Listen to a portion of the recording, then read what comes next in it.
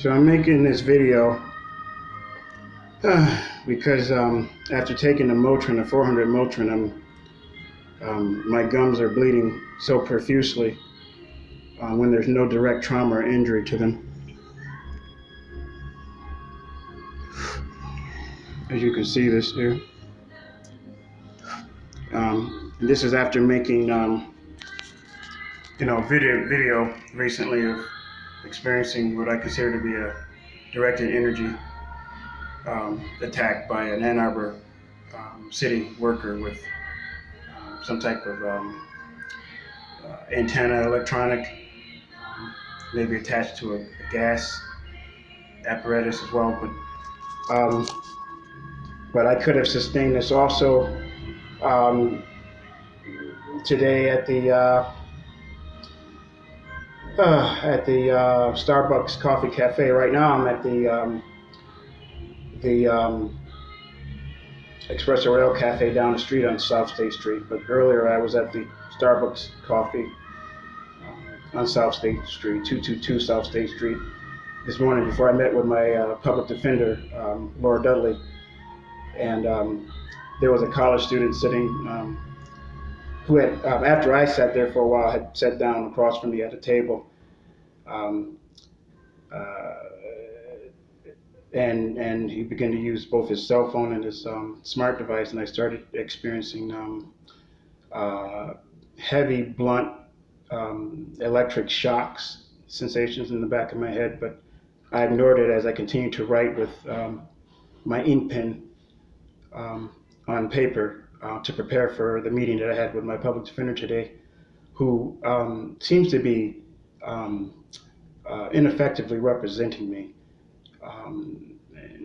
She doesn't seem to hold a command of the details of the circumstances of the case that I've explained to her from my side of the story. I haven't received working evidence in discovery, such as the DVDs of the officer body cams. Apparently the police department and our police department didn't even forward the public defender the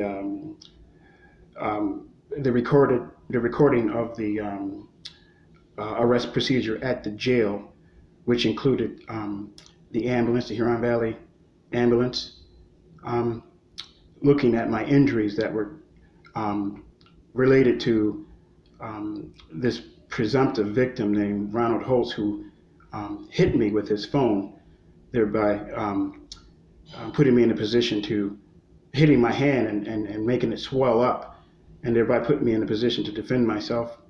But also, prior to bumping into this gentleman by accident, both of us bumped into each other, I had sustained an injury to my foot, which I believe was caused by law enforcement, police brutality, misuse of electronics, including radar equipment and maybe even some other equipment, while I was in the park, West Park in Ann Arbor on 2 occasions, but also while I was standing in front of the AAT transit bus station on an occasion, and a few other occasions that I wrote complaints about, but they were found innocent of, specifically an officer, Corey Pitt.